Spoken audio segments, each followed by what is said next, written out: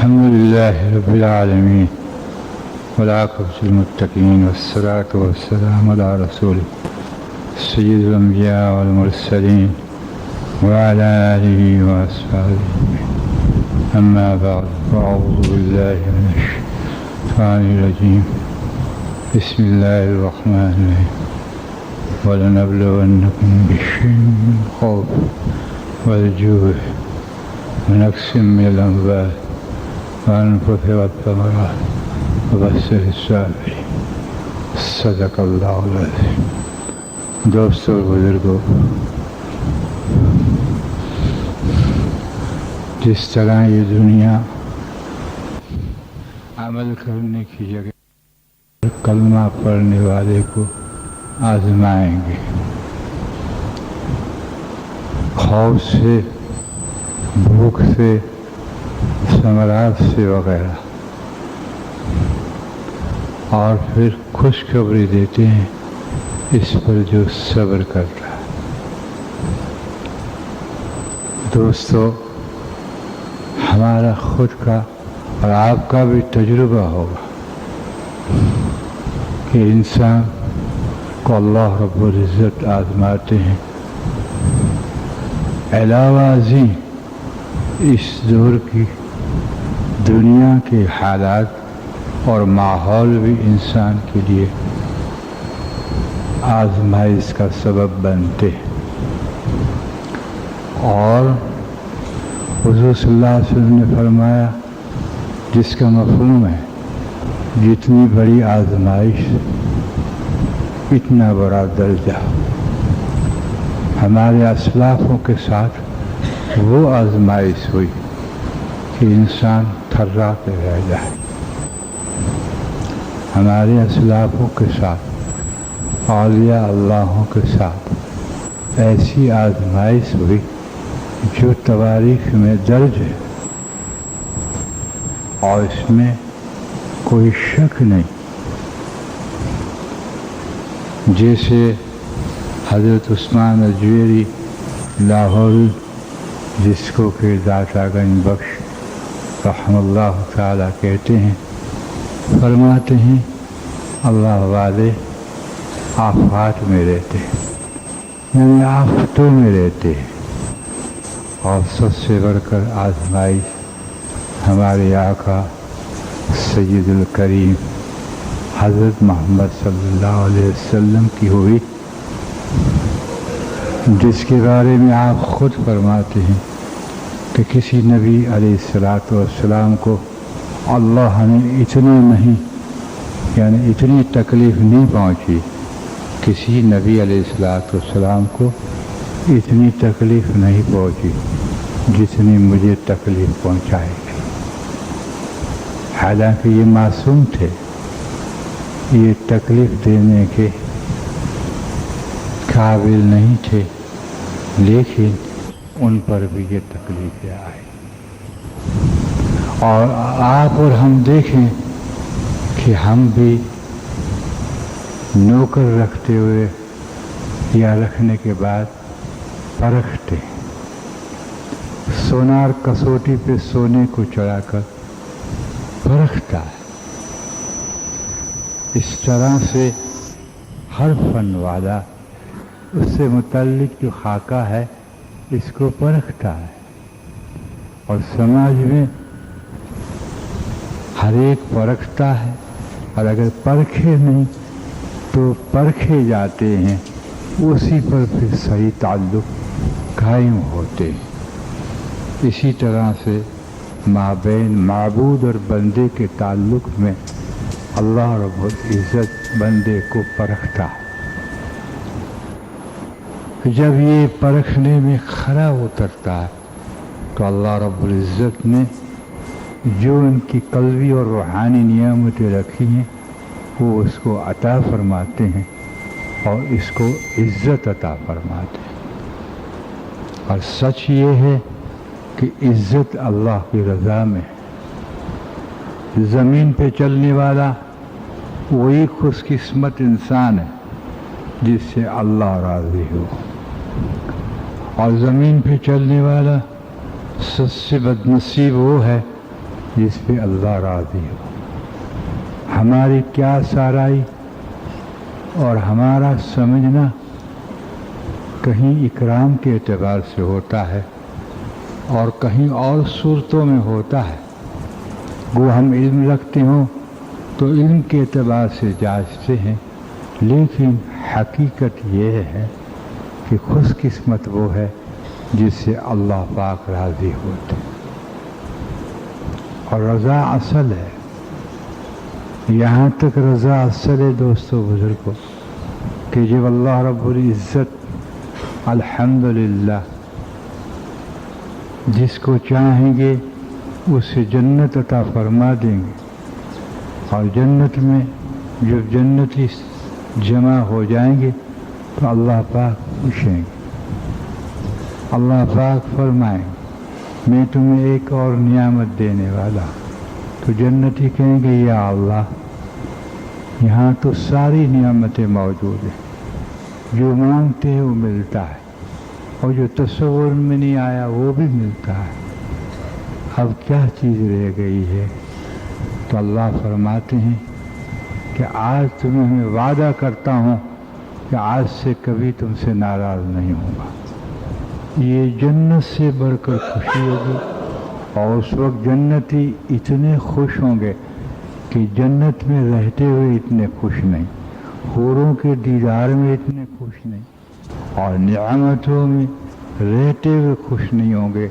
جب یہ اعلان اللہ پاک کریں گے اس وقت اتنی خوشی ہوگی. اس لیے کہ جنت کے بعد میں رضا کے بعد اللہ پاک کی ناراضی کا سوال ہی نہیں پیدا ہوتا، اور وہ تاثر پیدا ہوگا کہ اب اللہ وعدہ کر چکا ہے کہ میں تم سے کبھی ناراض نہیں ہوں گا، تو ایک مستقل نعمتوں کے وارث بن جاتے ہیں، اور اس پہ انتہائی خوشی ہوتی. اور اسی رضا پر اللہ رب العزت پروردگار عالم جل شانہ اس کو اپنے دیدار دکھائیں گے. رضا کی خوشی اور رضا کے ساتھ اللہ پاک کا دیدار کا انعام یہ عجیب و غریب ہے، اور انسان اس کو ظاہر میں یعنی اللہ رب العزت کو دیکھے گا. اللہ تبارک و تعالیٰ وہ قدرت سے اپنے اس کو استطاعت دے گا، نہ جانے کتنے ہزار سال تک دیدار ہوں گے. لیکن جب اللہ رب العزت حجاب ڈال دیں گے تو امتی پکاریں گے، یعنی جنتی پکاریں گے اے اللہ مزید دیدار ہو. تو کہا جائے گا کہ در سے دراز سے تم مجھے دیکھ رہے ہو لیکن سیرابی نہیں ہو. سیرابی کی معنی یہ نہیں کہ اطمینان نہیں ہوگا، وہ سب کچھ ہوگا، لیکن یوں ہوگا کہ جنت کو چھوڑ کر اللہ کو دیکھتے ہی رہے ہوئے، اللہ پاک کو دیکھتے رہے. اور اللہ کا دیدار عجیب و غریب ہوتا ہے، اس کا نور عجیب و غریب ہے، اور اس کی لذتیں اور ان کے شرور جنتیوں کو اس وقت پتہ چلے گا کہ اللہ کا دیدار کیا ہے. اللہ نے ان عظیم الشان نعمت جو اللہ کا دیدار اور رضا اس کو دینے کے لیے آخرت کی نسبت پر جنت رکھی ہے، لیکن اللہ رب العزت نے ملائکہ کو بھیجا کہ تم جنت کو دیکھ کے آؤ اور دوزخ کو دیکھ کے آؤ. جب انہوں نے دیکھا تو دوزخ عیش و عشرت، طاؤس، لطف، گناہ اور معصیت سے ڈھپی ہوئی تھی.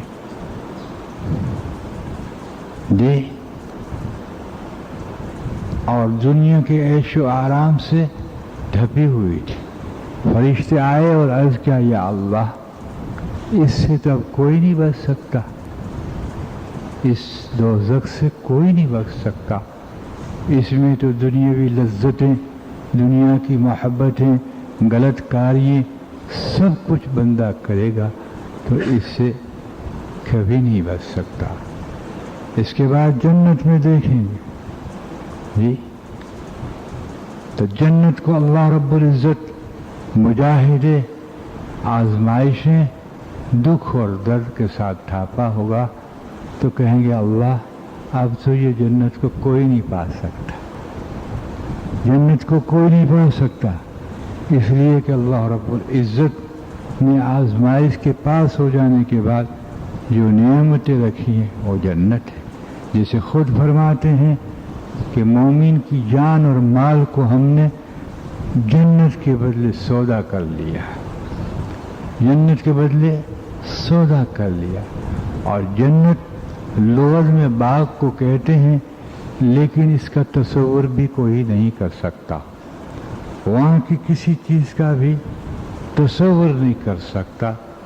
اگر اللہ رب العزت پروردگار عالم جنت کے کسی خاکے کو دنیا کی طرف متوجہ کر کے دکھا دے تو ہر ایک آدمی یوں کہے گا کہ جو کچھ ہمارے پاس ہے وہ لے لو اور اللہ پاک یہ جنت ہمیں دے دو۔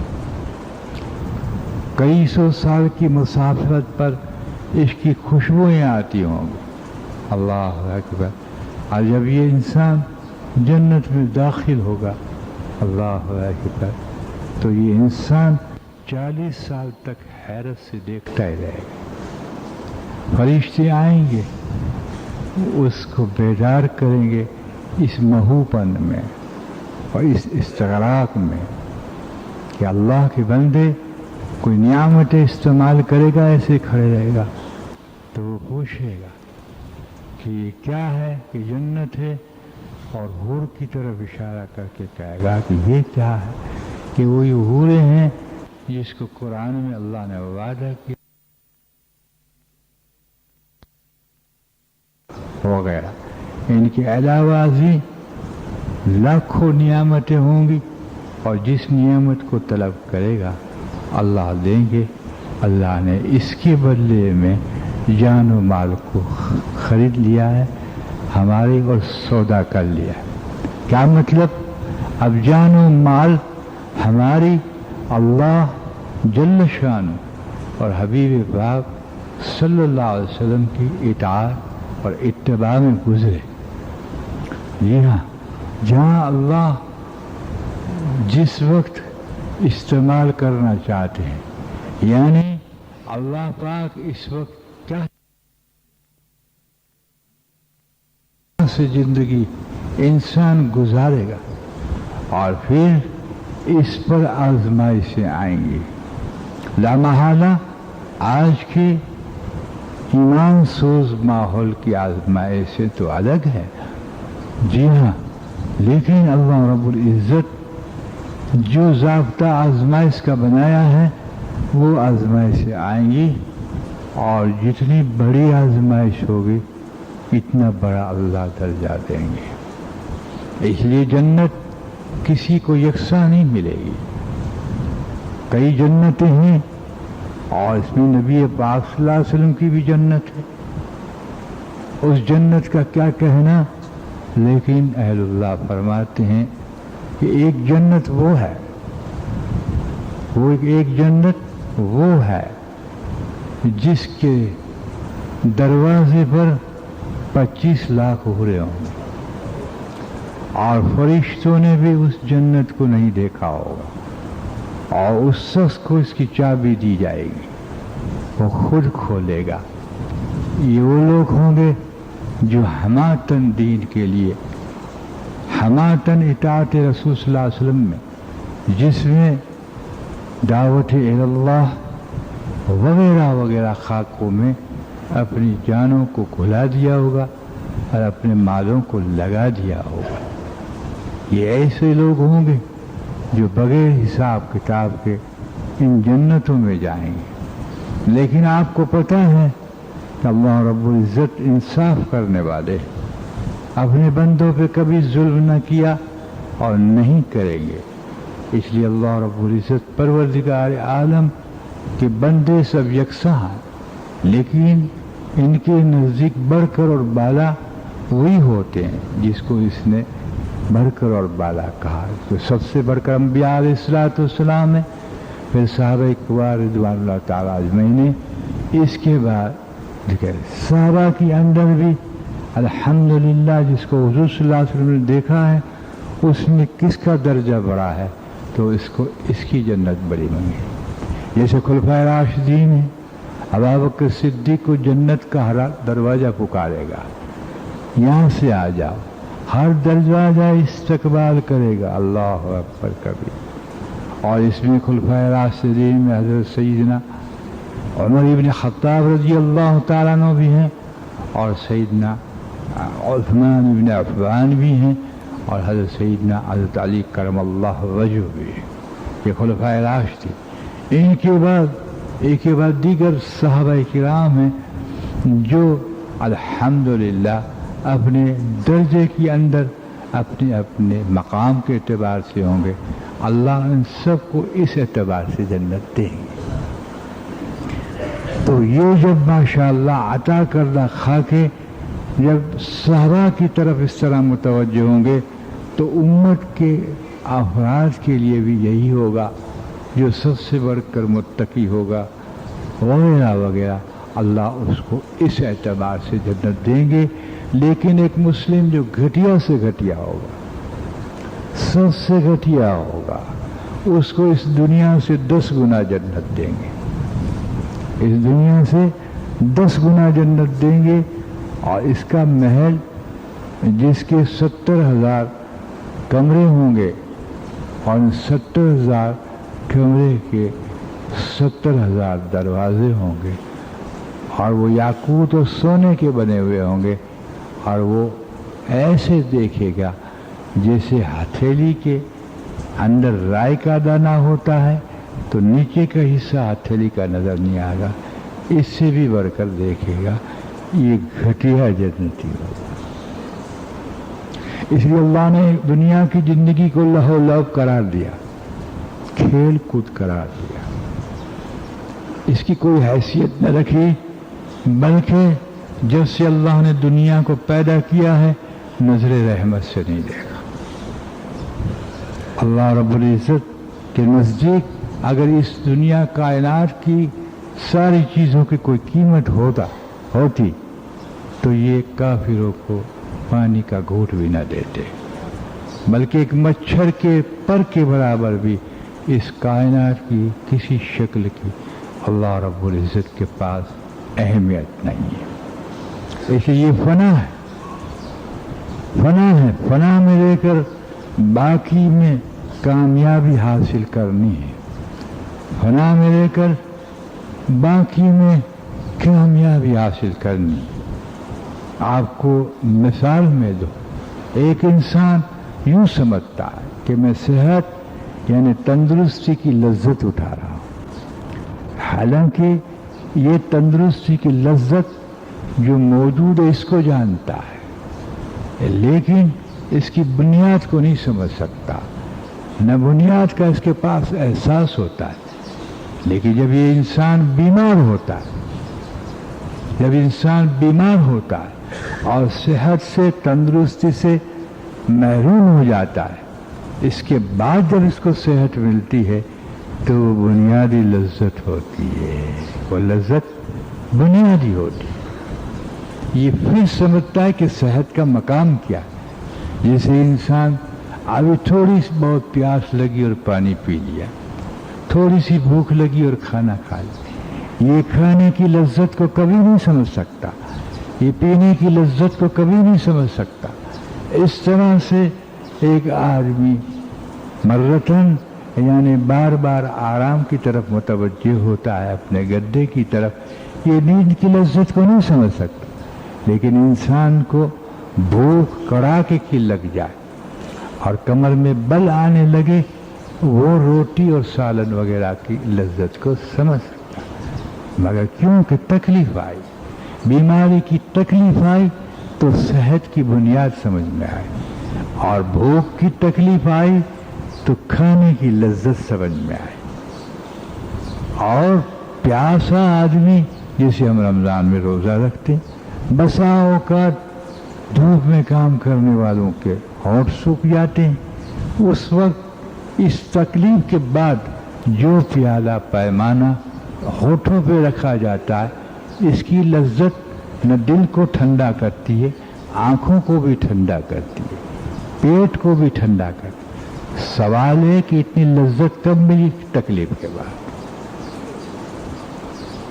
तकलीफ के बाद। इसी तरह से एक माँ जब बच्चा जनती है तो बड़ी भारी तकलीफ होती है। एक पैर इसका कब्र में होता है और एक पैर दुनिया में होता है, इसलिए तो माँ का हक बड़ा है। लेकिन जब बच्चे को पेट से बाहर आकर देखा और उसकी खुशी की कोई इंतहा न रही। लेकिन कब? तकलीफ के बाद। इस तरह से इंसान जब आजमाइश कर्री से कर्री आजमाइश में गुजरता है तो अल्लाह रब्बुल इज़्ज़त परवरदिगार आलम इसको, अगर इनकी तकालीफें बहुत ज़्यादा हैं तो दुनिया में भी अजीब व गरीब नियामतें अंदरून के खाके में कल्ब और रूह को देते हैं, और आखिरत में भी वो नियामतें देते हैं कि इंसान को उस नियामतों के बाद अल्लाह पूछेंगे कि तुझ पर आफतें आई, बच्चे तेरे मैंने मारे, यानी उसको मौत दी, तुझे हर लाइन में आजमाया, तू बहुत दुख उठा के आया, तो वो कहेगा नहीं अल्लाह मैंने कोई दुख ही नहीं उठाया, सब भूल जाएगा। यानी नियामतें मिलने पर, इसकी रजा मिलने पर यूं कहेगा कोई दुख मुझे दुनिया पर आया नहीं, हालांकि पिस गया होगा। लेकिन वो इंसान जो आजमाइशों में पूरा उतरने की कोशिश न की, सब्र तामुल से काम न लिया और इताअत इलाहिया व इताअत हबीबिया पर गामजन न रहा, जमानी इसको लाखों रुपये मिले।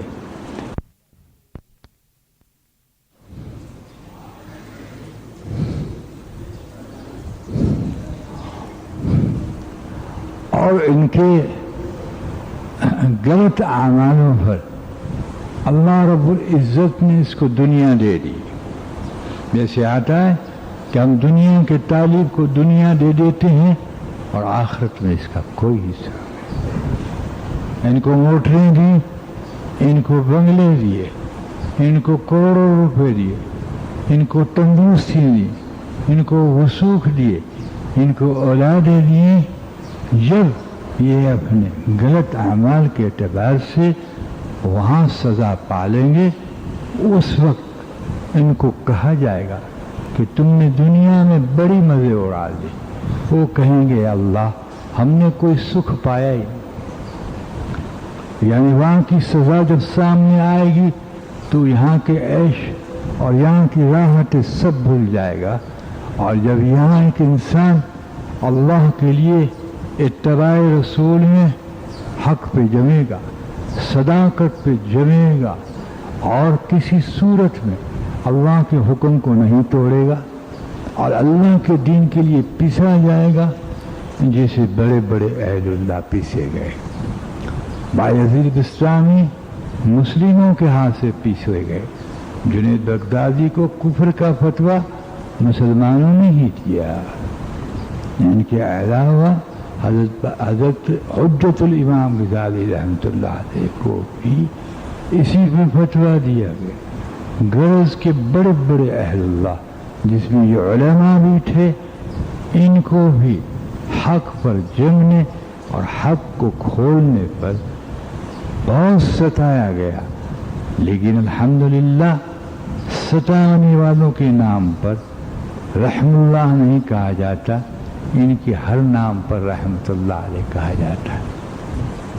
ऐसे पीछे गए दोस्तों बुजुर्गा कि हम सच कहो तो इसका तसव्वुर भी नहीं कर सकते। लेकिन अल्लाह रब्बुल इज़्ज़त परवरदिगार आलम ला युकल्लिफुल्लाहु नफ्सन इल्ला वुसअहा, यानी नफ्स की इस्तिदात से बढ़कर नहीं आजमाते, जैसी जिसकी इस्तिदात आजमाई। लेकिन फरमाते कि कलमा पढ़ने वाला कभी भी आजमाइश के बगैर छोड़ा नहीं जाएगा, चाहे थोड़ी बहुत, लेकिन आजमाइश जरूर अल्लाह रब्बुल इज़्ज़त करेंगे।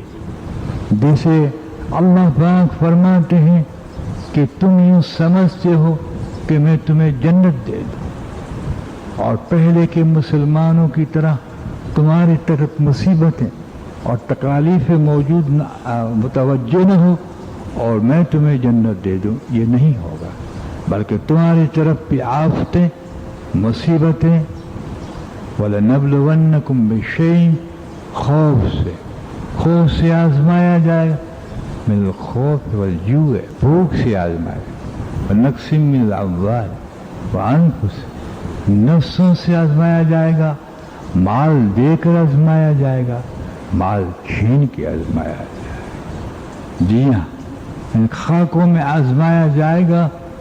फिर हमें तो बशर साबिरीन, जिसने इस पर सब्र किया इसको हम खुशखबरी दें। तो दोस्तों बुजुर्गों, इंसान पे हालात आते हैं और सच ये ताल्लुक का खाका उस वक्त समझ में आता है, ज़बानी जमा खर्च हर एक कर लेता है।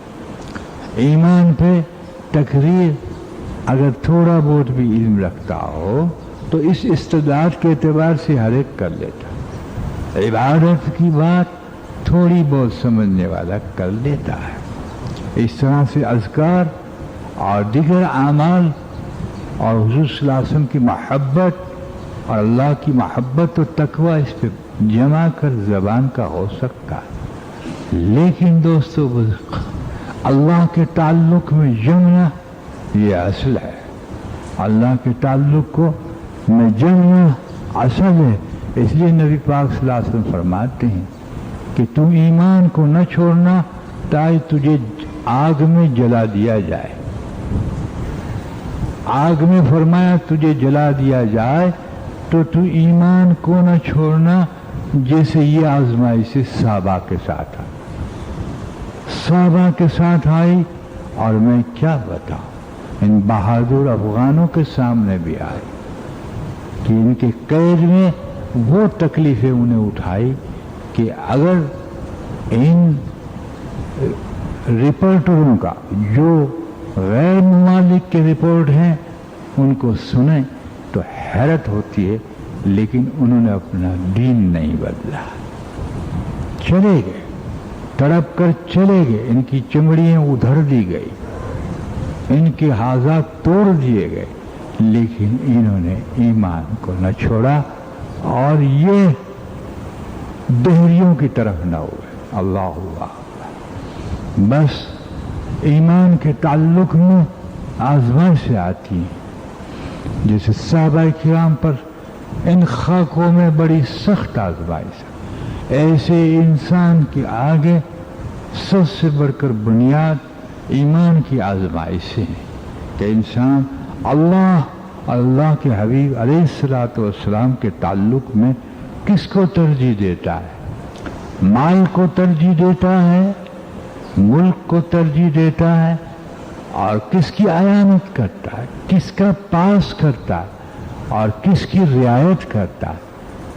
इन सब में हर एक लाइन वाले इंसान को आजमाया जाता है। जब ये आजमाइश में पास होता तो अल्लाह अपना ताल्लुक देता है।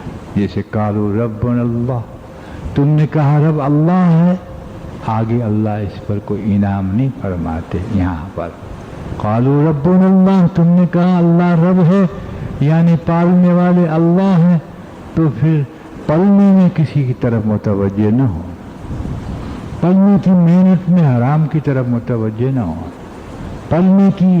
पलने के खाके में किसी की तरफ मुतवज्जे इस तरह ना होना कि तुम हराम का खा लो। गल के पलने के मुताल्लिक जितने खाके हैं इसमें तुम अल्लाह की तरफ मुतवज्जे होना ईमान के साथ और नबी पाक सल्लल्लाहु अलैहि वसल्लम के तरीकों पे गाम से रहना।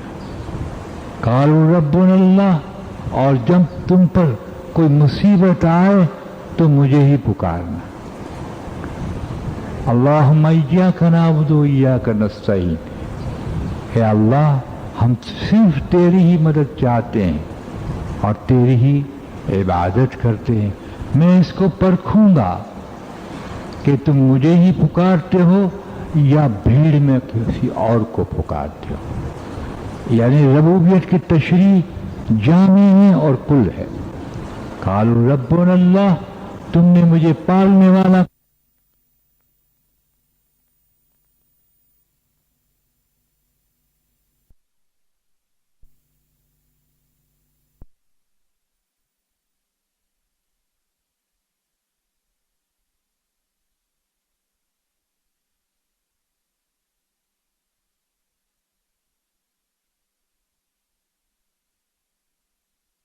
تم نے عزت میرے اندر ہی دیکھی ہو جمے. قالوا ربنا اللہ ثم استقاموا، تم جگہ اس طرح سے رزق کے خاصے میں، حیات میں، موت میں، سب میں میری ربوبیت کو نبھا لیا اور جم گئے. یہ آزمائش بڑی بھاری آزمائش، ایک وقت کی آزمائش نہیں، بلکہ مہینے میں پر آزمائش نہیں، بلکہ یہ ربوبیت کی آزمائش قدم قدم پر ہے، قدم قدم پر ہے. بلکہ اہل اللہ نے اس کو حقائق کے ساتھ نبھایا. یعنی حقائق تو ہے بلکہ مجازن اور حقیقتاً نبھایا، مجازن اور حقیقتاً نبھایا. یہاں تک کہ الحمدللہ ان کے پیٹ میں درد اگر ہوا تو تاثر جس چیز سے درد ہوا اس کا نہ لیا، اللہ نے لیا، اللہ رب العزت نے. حتیٰ کہ حضرت جنید مصری رحم اللہ تعالی، جن پر بھی شاید کفر کا فتویٰ آیا ہے، ان پر بھی جو چشتیہ سلسلہ کے مانے ہوئے اور خصوصی ولی ہیں، میں آپ کو سچ کہتا خصوصی ولی ہیں. چونکہ اس وقت میں اس کا کوئی بات نہیں چھوڑ سکتا. اللہ کے بندے کی تعریفیں کوئی اللہ نہیں بن جاتا. اللہ نے انسان کو جو پیدا کیا ہے وہ صرف روٹی اور پانی دینے کے لیے پیدا نہیں کیا، بلکہ عجیب و غریب حقائق اللہ نے دیے ہیں. ان کی روح اور قلب کو عجیب و غریب حقائق دیے ہیں. دیا ان کو ایسا دنیا میں نوازا ہے جس کا تصور اہل دنیا نہیں کر سکتے. چنانچہ آپ سفر کر رہے تھے کشتی میں، لکڑی کی کشتی میں. آج بھی بہت لکڑی کی کشتیاں دنیا میں ہیں، میں بھی بیٹھا ہوں. 5,000 بوری کی کشتی میں بیٹھا ہوں. چنانچہ جب کشتی روانی ہوئی تو آپ جانتے ہیں کہ ہم ٹرین میں سفر کرتے ہیں تو ہم اپنے کوئی سامان کو ٹٹولتے ہیں، کوئی تولیہ نکالنا، کوئی چیز نکالنی. چنانچہ ایک مسافر نے اپنا صندوق ٹٹولا تو اس میں ان کا رکھا ہوا ایک لال، ایک تو ہیرا ہوتا ہے اور ایک لال ہوتا ہے، یہ پتھر قیمتی ہوتا ہے. اس نے اس کو نہیں دیکھا. جب اس نے لال کو نہ پایا تو وہ کچھ فکر میں پڑ گیا اور ادھر ادھر دیکھنے لگا. لوگوں سے بات کرنے کے بعد کہ کیا بات ہے، کہ یقیناً اس صندوق میں لال تھا، تالا لگا ہوا نہیں تھا، ایسے ہی تھا. تو کہا کہ کسی نے پھر چوری کر لی ہوگی. تو آپ جانتے ہیں ماشاءاللہ کہ پہلے چور جو ہوتے تھے نا وہ بوسیدہ کپڑوں میں رہتے تھے، اور آج چور سوٹنگ بوٹنگ میں رہتے تاکہ پولیس کو دھوکہ دے کہ یہ چور صاحب نہیں، یہ جینٹل مین. تو میں نے دیکھا ایسے جینٹل مینوں کو جیب کترتے ہوئے میں نے خوب دیکھا، جیبوں میں سے پیسے نکالتے ہوئے میں نے خود دیکھا. جی ہاں، کیونکہ جینٹل مین جیسے تھے. انہوں نے انگشت نمائی کی یعنی انگلی اٹھائی کہ معلوم ہوتا ہے کہ یہ بشر چور ہے. حضرت جنید مصری فقیر انسان تھے، اللہ والے تھے، سادے کپڑے پہنے ہوئے تھے. اس کا مطلب نہیں کہ کوئی شریعت کے متعلق اچھا کپڑا پہنے تو وہ درویش نہیں، یہ بات نہیں. جیسے ہمارے حضرت قاسم نانوتوی رحمۃ اللہ علیہ فقیرانہ لباس پہنتے تھے، حضرت مولانا عبدالرشید گنگوئی اچھے کپڑے پہنتے تھے. تو انہوں نے فرمایا یہ میرے لیے ٹھیک ہے، شریعت کے خلاف کپڑا نہ ہو، ریشم نہ ہو جس کو شریعت وہ نہ ہو۔ اس طرح سے حضرت غوث الباؤدین اعلیٰ درجے کا کپڑا پہنتے، جی ہاں، ملتان والے۔ تو میں نے عرض کیا کہ یہ شخص چور ہے، لوگوں نے کہا ان کے کپڑے بھی وہ سیدھا۔ تو اس شخص نے کہا میاں لال دے دو، ہمارا لال تم نے چوری کیا، اور یہ سب ساہوکار ہیں اور تم نے چوری کیا۔ آپ نے فرمایا بھائی کیسا لال؟ میں نے تو لال دیکھا ہی جی کہ آپ کے پاس لال تھا اور میں نے کوئی چوری کی نہیں۔ تو قرب و جوار کے لوگ کو کہنے لگے کہ میاں کوئی ایسا چور بھی آپ نے سنا ہو کہ چوری کر کے بسم اللہ کر کے سونپ دے کوئی کہ پھر کہ پٹائی کرو؟ ابھی یہ تنگ آ کر بتا دے گا کہ لو لائے۔ جو موجود تھے تقریباً وہ سب ٹوٹ پڑے، آپ پر سب ٹوٹ پڑے۔ یعنی کیسے پرکھے جاتے ہیں اللہ۔ میں ان کی توحید بیان کرتا ہوں، خوب یاد رکھیے، بات کو سمجھنے کی کوشش کریں۔ جب سب ٹوٹنے لگے، ٹوٹ پڑے، تو آپ آسمان کی طرف، یہ تو پیٹے جا رہے، آسمان کی طرف سر اٹھا کر کہا اے میرے رب آج بڑی پٹائی کرا رہے ہو، کیا بات؟ دیکھیے ان کی توحید کہ ہر دکھ کہاں سے آتا ہے۔ اللہ اکبر۔ جب وہ فیصلے کرتے ہیں تکلیف ہے تو تکلیف آتی، لیکن اس کا مطلب نہیں کہ ظالم مجرم نہیں۔ جیسے حضرت علی کرم اللہ وجہ کو یہودی نے ایک پتھر مارا، جب انہوں نے مڑ کر حضرت علی کرم اللہ وجہ نے دیکھا تو یہودی کہتا ہے کہ تمہاری توحید کے اعتبار سے یہ اللہ کی طرف سے، کہا ہاں اللہ کی طرف سے آیا، لیکن چہرہ تیرا کالا ہوا، چہرہ تیرا کالا ہوا۔ چنانچہ اس کشتی کے اندر جو پکانے کا ایک جگہ ہوتی ہے جس پر انسان بازے بیٹھے ہو، تو اندر کے حصے میں اوپر ہی ہوتی ہے لیکن اندر ہوتی ہے تاکہ ہوا لگ کر تنکے نہ اڑے اور کشتی کو نقصان نہ پہنچے۔ اس شخص نے جو شور و گل سنا، مارو مار تو لوگ مارتے ہیں تو گالیاں بھی دیتے ہیں، تو یہ باہر نکلا، کیا بات؟ باہر نکل کر دیکھا تو حضرت تو نرگے میں تھے، تو باہر نکل کر کہتا ہے کیا بات ہے کہ یہ چور ہے، اس نے لال چرایا، یہ کون ہے دیکھنے تو دو۔ جب دیکھا تو یہ شخص پہچانتا تھا، کہنے لگا یہ تو مصر کے حضرت ذو المصری ہیں، یہ تو اللہ والے مشہور ہیں، تم نے نہیں دیکھا کہ نہیں کہ حضرت ذو المصری کا ہم نے نام سنا ہے، یہ یہی ہے۔ تو کوئی سر دباتا ہے، کوئی پیر چومتا ہے، کوئی ہاتھ دباتا ہے، تو آپ نے آسمان کی طرف چہرہ کر کے کہا بڑی عزتیں دے رہے ہو۔ ان کی توحیدیں عجیب ہوتی ہیں، یہ اللہ کو کیسے نبھاتے ہیں۔ آخرت والے ایسے نہیں نبھاتے، لیکن کوئی آخرت والا یوں کہہ دے کہ تم ظالم ہو تو وہ بھی صحیح ہے، لیکن یہ فنا ہوتے، قالوا رب اللہ ثم استقاموا میں فنا ہوتے ہیں۔ جب یہ دودھ پیویں اور پیٹ میں دکھ جائے تو ایک لمحے کے لیے دودھ سے پیٹ دکھا یہ کبھی نہیں لیتے۔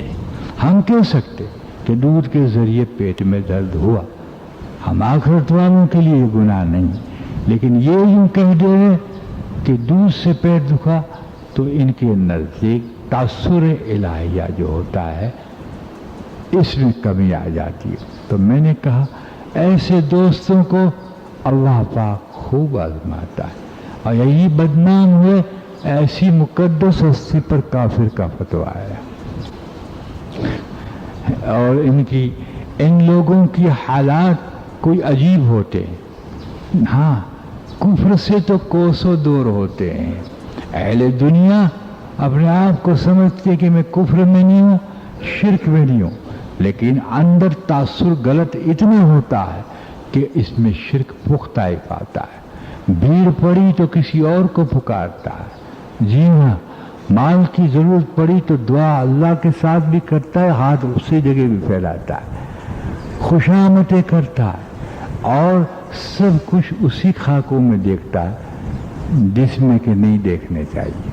सब कुछ उसी खाकों के अंदर देखता है, लेकिन ये माफ कीजिएगा ये सिर्फ अल्लाह ही में देखते हैं। इसलिए एक है आखिरत वाले और एक है अल्लाह वाले, एक है अल्लाह वाले। इनकी बातों का मसला इंसान को समझ में नहीं आता। माफ कीजिएगा, इसलिए अवामुन्नास के सामने इसकी बात क्या हो, अवामुन्नास के सामने इसकी क्या बात हो।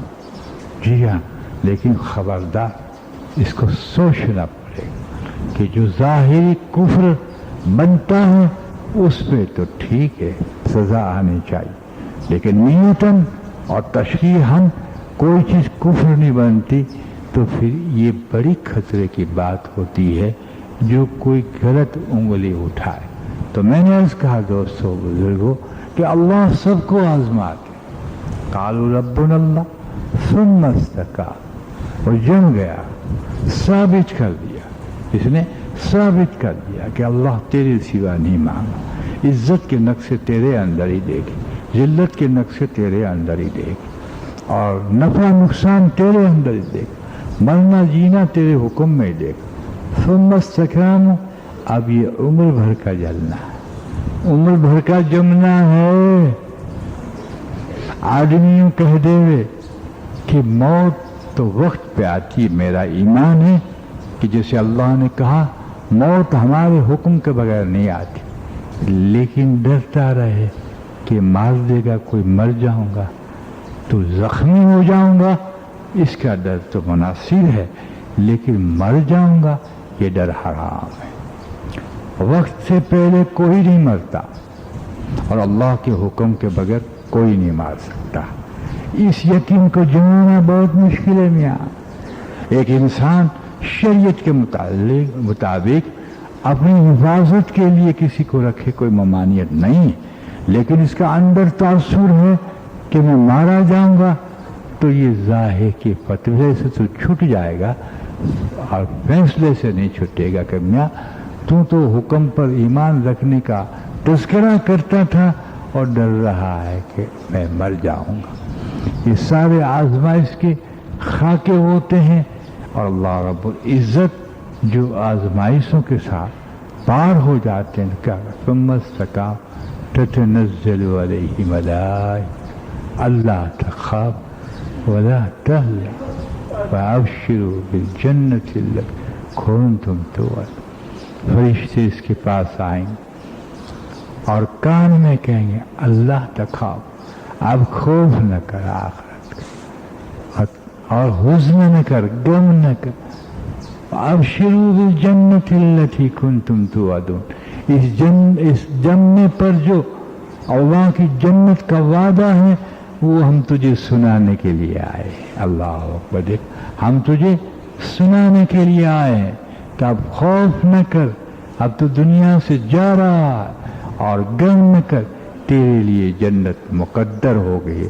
इसलिए सुम्मा इस्तक़ामू, तुम अल्लाह रब्बुल इज़्ज़त के इस ताल्लुक़ में और इसकी बड़ाई में, इसकी अज़मात में, इसकी अताअतों में और इसके अफ़आल में और इसकी सिफ़ात में और ज़ात में तुम जमा, आज तुझे ये खुशी दी जाती है। ये तो अल्लाह रब्बुल इज़्ज़त फरिश्ते देंगे, लेकिन नहनु औलियाउकुम, आगे क्या कहते, हम नहनु औलियाउकुम फि दुनिया वल आखिरा, यानी कि इंसान को खुशखबरी जन्नत की मिल गई, सुनना जन्नत की खुशखबरी मिल गई, लेकिन ये जमा आखिरत के एतबार से, लेकिन उस तासुर को इतना बुलंद किया जिससे मैंने वाक़या बयान किया, वो अहलुल्लाह जो सबसे ऊंचा ताल्लुक लेके जमते हैं, कहा नहनु औलियाउकुम, हम फिर हयात दुनिया वल आखिरा, हम तुम्हारे दोस्त हैं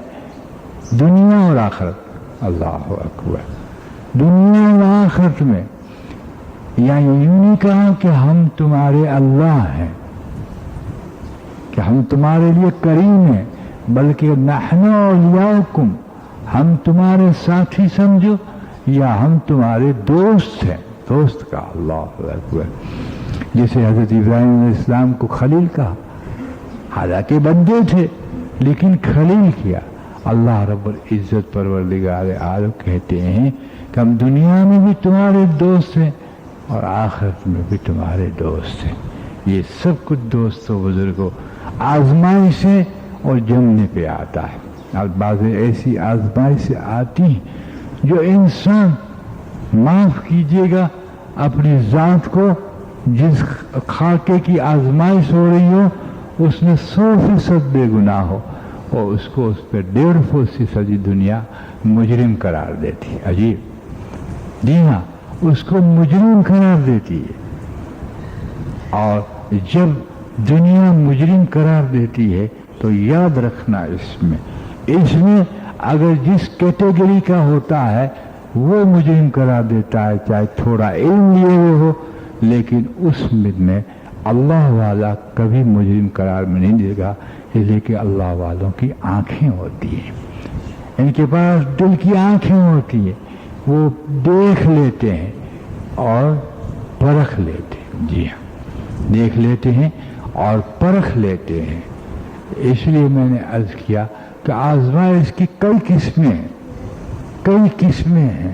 جی ہاں اور حضور صلی اللہ علیہ وسلم کی صحابہ پر جب آزمائشیں آئی تو صحابہ یہ پکار اٹھے متی نصر اللہ, یا اللہ کے حبیب کب اللہ کی مدد آئے. جی تو اللہ نے فرمایا خبردار اللہ کی مدد قریب ہے, اللہ کی مدد قریب ہے. تو جب صحابہ جیسی ہستیاں پکار اٹھے متی نصر اللہ تو ہم کس بات کی مولی ہیں. اس لیے اللہ سے دعا مانگنی چاہیے کہ اللہ ہمارے ساتھ آسانی مرتب فرمائے. جی ہاں آسانی مرتب فرمائے. ہم ضعیف ہیں اور اس دور میں خصوصیت کے ساتھ. جی ہاں ظرف کے مالک تو وہی تھے اور اللہ نے ان کو بہت بڑا ظرف دیا تھا, لیکن آسانی مانگنے کے باوجود اللہ اپنے وعدوں کو پورا ہی کر کے رہتے ہیں, اپنی عادت کو بدلتے نہیں ہیں, وہ آزمائش ہی کرتے ہیں. سب کی آزمائش ہوتی ہے. اور دوستو بزرگوں جب انسان کو پرکھا نہ جائے تو انسان مقبول نہیں ہوتا, قیمتی نہیں بنتا. جی ہاں اور وہ قبول نہیں ہوتا, اور جب پرکھا جاتا ہے تو قبول ہوتا ہے. اور اس پہ جو اللہ کے وعدے ہوتے ہیں جیسے ان اللہ مع الصابرین, دیکھا آپ صبر کا تعلق تکلیف سے, مصیبت سے آفات سے, ان سب چیزوں کا تعلق صبر سے. اس لیے صبر کرنے کی چیز ہے اور صبر اللہ کی مدد کے بغیر کوئی نہیں کر سکتا. سب سے کڑوی چیز صبر ہے. جو صبر جنت میں نہیں ہوگی, قبر میں تو ہوگی لیکن جنت میں صبر نہیں ہوگی. کیا معنی کہ جنت میں کوئی تکلیف نہیں ہو. سب سے بڑھ کر کڑوی صبر ہے.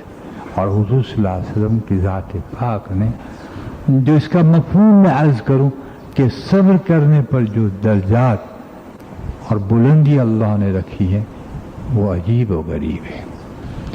ان اللہ مع الصابرین, جنت کا وعدہ نہیں کیا, تحقیق اللہ صبر کرنے والے کے ساتھ ہے.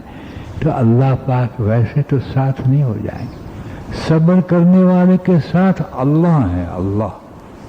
لیکن آپ کو پتہ ہے اس کی آزمائش ایسی ہوتی ہے کہ جیسے انسان کو ابتدا میں محسوس ہو کہ اللہ ہمارا ساتھ ہی نہیں دے رہا, جیسے کہ اللہ نے ہم کو چھوڑ رکھا. جیسے حضور صلی اللہ علیہ وسلم کو اللہ نے فرمایا اے میرے حبیب آپ یوں سمجھتے ہیں کہ میں نے آپ کو چھوڑ رکھا ہے قرآن, اور آپ یوں سمجھتے ہیں کہ میں تم سے ناراض ہوں. اس سے ہم سوچے کہ جب حضور صلی اللہ علیہ وسلم کی طبیعت کے اندر یہ بات آئی ہوگی کہ اللہ نے مجھے چھوڑ رکھا اور ناراض ہے, تو وہ کیسی آزمائشیں ہوں گی, جو کیسی آزمائش ہوں گی. جو آخر زمان نبی تھے اور جتنے انبیاء علیہ الصلوۃ والسلام دنیا میں مبعوث ہوئے ان سب کے سردار سید الاولین تھے اور سید الآخرین تھے. آپ کی ذات کا نور اللہ نے پیدا کیا. یہ دلیل ہے کہ جو اول ہوتا ہے وہی آخر ہوتا ہے, اور جو آخر ہوتا ہے اس کے بعد پھر کوئی نہیں ہوتا. ان کی کتاب بھی آخر, ان کی رسولیت اور ان کی نبوت وہ بھی آخر ہوتی ہے. الحمدللہ. اور ان پہ جبریل آ گئے وہ بھی آخر ہوتا ہے. پھر کسی بشر پہ جبریل نہیں آتے, نہیں. لیلۃ القدر میں بیت اللہ پہ جھنڈا گاڑتے ہیں اللہ جبریل, لیکن کسی بشر کے پاس پھر جبریل نہیں آتے. تو ان کی ساری چیزیں ختم کے خاکے پہ ہیں. دوستو بزرگوں, ان پر بھی ایسی آزمائش آئی کہ اللہ رب العزت نے آپ کی ذات کے لیے یہ آیات نازل فرمائی. اے میرے محبوب, آپ سمجھتے ہیں کہ ہم تم سے ناراض ہیں اور ہم نے آپ کو چھوڑ دیا؟ فرمایا نہیں, ہم آپ کو خوش کریں گے الحمدللہ. لیکن سوچنا یہ دوستو بزرگوں, جی ہاں, جسے آپ مشاہدہ کر لیں جو ظلم کرتا ہے وہ تندراتے گھومتے ہیں. آپ خود کہو کہ یا اللہ یہ نماز بھی نہیں پڑھتا, روزہ بھی نہیں رکھتا, ایسی مزے اڑاتا ہے, یا نماز پڑھتا ہے, روزے رکھتا ہے اور یزید کا پاسدار ہے. جی ہاں, دینداروں میں دیندار وہ ہے جو اندر بھی دیندار ہو اور باہر بھی دیندار ہو.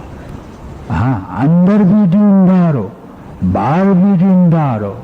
اور مسلمان وہ ہے جس کے ہاتھ اور زبان سے کسی مسلمان کو نقصان نہ پہنچے.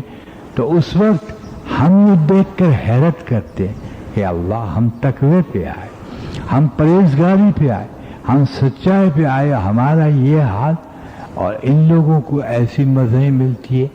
دوستو, ان خاکوں کو دیکھ کر جمنا پھر اور مشکل ہو جاتا ہے. ان خاکوں پہ جمکنا اور دیکھ کر جمنا یہ اور مشکل ہو جاتا ہے. اس لیے بات ختم کروں, اس لیے کہ ایک بچ چکا ہے اور وعدے کو پورا کرنا یہ ضروری ہے. ماشاءاللہ, اللہ پاک نے کچھ بارش بھی چالو کر دی الحمدللہ. بہتوں نے بارش مانگی ہے, بولٹن مارکیٹ والوں نے بھی مانگی, اور بھی علماؤں نے مانگی. ہر دل مانگ رہا تھا. ہاں, کسی سے نماز پڑھ کر مانگی, اور کسی نے ایسے ہی مانگی, اور کسی نے دل میں مانگی.